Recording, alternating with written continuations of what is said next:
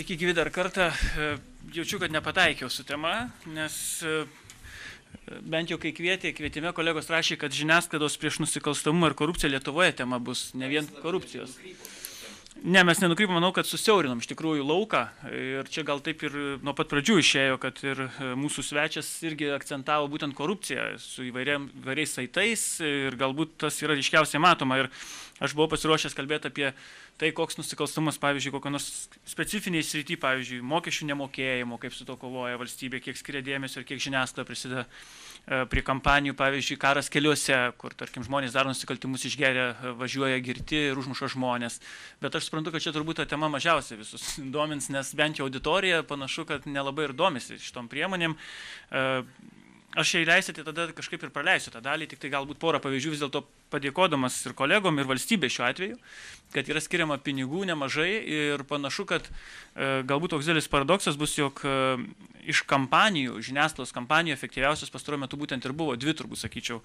Tai yra būtent karo keliuose ir kita buvo Finansų ministerijos šešėlis neišeitis sprendimą ieškokime kartu. Tai yra tokios didelės kampanijos, kurios bent jau tyrimų duomenimis įvairiais statistiškai arba kitaip kažkaip paveikė visuomenę ir žmonės susimastė, elgesį keitė, netgi statistika kažkokia, pavyzdžiui, avarijų keliuose skaudžių pablogėjo ta prasme, kad pagerėjo. Jo, tai šitos kampanijos jos kainavo daug pinigų ir galbūt keista, bet iš tikrųjų pirminis vaidmuo buvo žiniasklaidos, be jokios abejonės, jinai kėlė daugybę procesų, suformavo tam tikrą opiniją, o po to, kaip be būtų keista, įvykiams daugiausiai įtakos turėjo valstybės pinigai.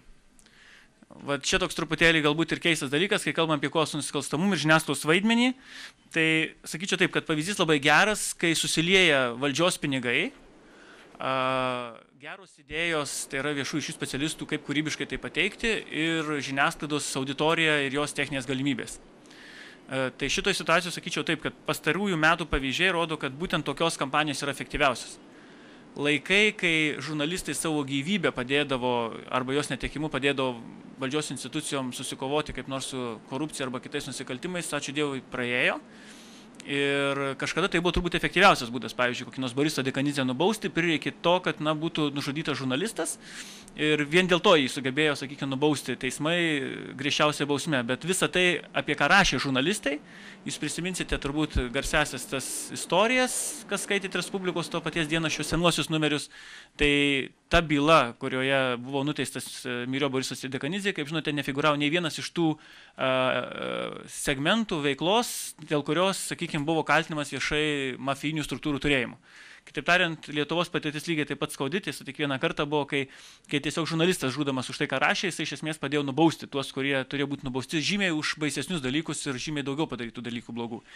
Tai šiandieną panašu, kad žurnalistai, ačiū Dievui, nežudomi, bet tam, kad iš tikrųjų procesai pajudėtų, iš esmės pajudėtų, reikia daug pinigų. Čia, manau, tas būtų atsakymas iš tikrųjų į turbūt ir Rūtos ir kitų žmonių klausimus, kodėl kyla šiandien vis daugiau diskusijų apie tai, kad žiniasklaida galimai yra korumpuota arba neskaidri. Pirmiausia, dėl to, kad ateina dideli pinigai ir aš čia nespėjau paruošti prezentacijos, kadangi tik prieš šventes man kolegos paprašė ateiti čia, bet aš turiu savo disertaciją, kuri vadinasi žurnalistų profesinės veiklos atskaitomybės visuomenėje problema Lietuvoje. Skaičių kaip kito pajamos ir pelnai žiniasklaidos priemonių Lietuvoje. Kalbam apie didžiausias žiniasklaidos priemonės. Tai kai žinom, kad apyvartos siekia daugiau nei 100 milijonų litų, reiškia ir pats verslas yra pakankamai jau nebesmulkus. Ir kai pajamos ateina iš skirtingų šaltinių, beje, kai kuriais atvejais tik tai konkurso būdu irgi milijoninės arba bent 100-tūkstantinės, pavyzdžiui, Finansų ministerijos kampanija, mano minėta šešėlis neišeitis sprendimų ieškokime kartu, kainavo 1,4 milijono litų. Nesakau, kad viskas ten buvo nedaug dievė blogai, bet štai paskutinis pranešimas dar vasario mėnesį Baltic News Service naujienų agentūra parašė labai paprastai. Finansų ministerijos kolegija posėdėje pritarė socialinės reklamos už beveik 1,4 milijonų litų pinigų panaudojimo pagrįstumui, nors tuo pačiu suabejojo, ar šios reklamos efektas buvo adekvatus investicijoms. Tai va dabar iš karto ir klausimas gali būti apie tai žiniasklaida prieš nusikalstamumą. Viena vertus kampanija lyg ir įvyko, viskas yra gerai, tačiau toks pranešimas leidžia abejoti, kad arba kažkas neefektyviai panaudojo pinigus, arba gali įtarti, jeigu neefektyviai panaudojo, kodėl. Ar dėl to, kad kvaili buvo, neapskaičiavo, kad tiek daug pinigų išleista tokiai kampanijai, ar Kai kuriais atvejais tyrimai dėl viešų pirkimų rodo, jog dalis pinigų galbūt galėjo kur nors neskaidriai nusėsti kažkieno tarpininkų kišenėse. Ir čia pat įvardinama tame pranešime, kas tai vykdė. Ir užsakovas buvo Valstybinė mokesčių inspekcija, gamintojas UAB VRS grupė, o reklamos klipą platino UAB Publikum. Viskas yra paprasta, tačiau po šio pranešimo, bet tai, ką klausė Rūta iš tikrųjų Sergejus, ką turėjo padaryti žiniasklaidos arba kompanijos, visi turėjo paneigti kažkaip arba paaiškinti, pateikti atsakymus, kaip tie pinigai buvo panaudojami, kodėl tie, kodėl ne kitaip. Aš nemačiau nei vieno pareiškimo. Nežinau, galbūt aš pražioplinau, bet dar šiandieną specialiai sėdamas per Google bandžiau ir per kitas paieškos sistemas ieškoti, kas kur buvo viešai paskelbta, ne interneto svetainėse tų įstaigų niekur nebuvo paskelbta. Tai dabar, vadinamas apibendrinti tiesiog pirmąją tą dalį labai sutrumpintą, iš tikrųjų žiniasklaida prieš nusikalstumą, sakyčiau taip, kad didžiausias vaidmuo, ir šiandien nereikia džiaugtis tais tyrimais, kur rodo, kad žmonės tikisi efektyvumų žiniasklaidos, didžiausias vaidmuo iš tikrųjų yra preventyvus, informuojant apie jau įvykusius blogus dalykus, tam, kad nauji dalykai galbūt nesikartotų ir galbūt sureaguotų valdžia, priimdama atitinkamas priemonės. Viskas. Realiai daugiau nieko negali padaryti, nes jinai negali nei pagal baudžiamąjį procesą, nei pagal kažką kitą atskleisti jokių rimtų nusikaltimų. Juolab, kad, žinote, nuo 2006 metų, berods Liepos ar Birželio mėnesio, valdžios ir savivaldos institucijos net neprivalo rimtai reaguoti į žiniasklaidos pranešimus, nes viešo administravimo įstatyme buvo panaikinta nuostata, jog būtent pagal žiniasklaidos pranešimus apie galimus žmogaus teisų pažeidimus valdžios ir savivaldos institucijos galima pradėti administracinės procedūras. Netyčia taisydami, kaip Seimo nariai sakė, netyčia išbraukė tą nuostatą ir po to pažadai Armino Lydekos, turiu raštą pasirašytą, vidaus reikalų ministro Raimundo Šukio raštą pasirašytą, kad tikrai taisys tą klaidą ir bus atsižvelgta į šitą pasiūlymą grąžinti tą nuostatą, tai nuo 6 metų vasaros, jau beveik 3 metai, kol kas negrąžinta. Nors bent jau šie du politikai po šiai dienai sėkmingai veikia politikoje, kiek žinau, netgi Seime. Tai va, tai mes dar tą pažadą priminsim, 100-adienis praėjo, ataskaitos praėjo, grįšim su mūsų raštais, kurie buvo siųsti. Ir pasakysiu tik tai tiek, kad iš tikrųjų dėl nusikalstamo aš laik sakiau taip, kad žiniasklaida, ačiū Dievui, kad yra, ir pritariu tiem 45 žmonėm, nes jeigu nebūtų tokių laidų kaip paskutinė instancija, tai daugelis temų apskritai į viešumą neiškiltų. Čia šiandien buvo diskusija dėl Sergejaus, sakykime, tyrimo daugiau susijusi su tuo, kaip mes vertinam tas laidas. Aš pats žinau, kad visos aštrios temos arba žurnalistų darbai, kuriais atskleidžiama vienokia ar kitokia veikla, visada susilauks 2 reakcijų. Viena reakcija bus tų žmonių, kurie iš tikrųjų ginami arba plačiai prasme ginami, jaučia, kad jų viešas interesas ginami palaikys. Kiti, kurie turi kitokį interesą, bet kokį kitokį interesą, pradės klausti vieno dalyko. Kodėl?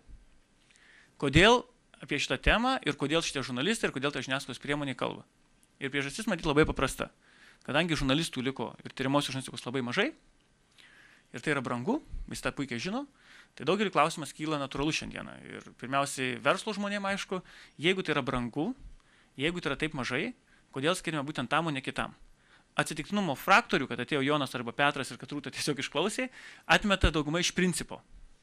Iš principo dėl to, kad esam, vartotojiško visuomenė, kuris skaičiuoja labai paprastai. Tai jeigu išleidžiami pinigai, brangus eteris, dar žurnalistų grupė ir tokia didelė kompanija, kuri turi daug milijonų, tai kam jinai ten taškosi su tokiais dalykais?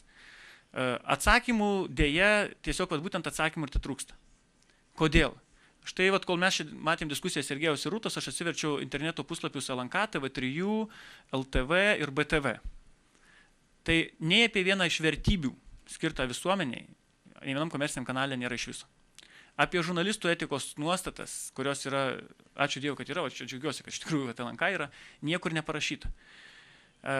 Nei vienoje žiniasklaidos priemonėje, nei vienoje internetinėje svetainėje nerasite apskritai jokių skaidrumui padėsiančių, pavyzdžiui, priemonių kaip antai.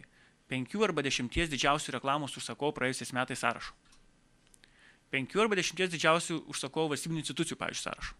Tai yra tiesiog tam, kad visuomenė, žiūrėdama televizijos, pavyzdžiui, arba laikraščio ten skaitinamas straipsnis ir matydama, kiek kas užsakė reklamos, pati įsivertintų. Ar jis išliko objektyvus tų, kas pirko plotus atžvilgiu ar ne. Tik tai tiek. Aš manau, kad didžioji dalis skaidrumo problemų dėl to ir kyla. Pelnai dideli, pajamos didelės, pinigų ateina iš tų grupių, kurios turi interesus. Ir ta pati žiniasklaida šiandien labai daug atskleidžia viso to. Mes prisiminkim Paksageitą, atsiminkim dabar Leo LT istorijas, kai ponas Valinskas lyg ir vienaip dalyvavo, kitaip nedalyvavo, sakykim, bet man, pavyzdžiui, laiką kelia į dvejonę ir net kai Jolanta Butkevičienė atleido, aš sakiau iš karto, kad man negražiai atrodo istorija, jog ten figuravo vienaip ar kitaip Seimo pirmininkas Arūnas Valinskas. Kodėl?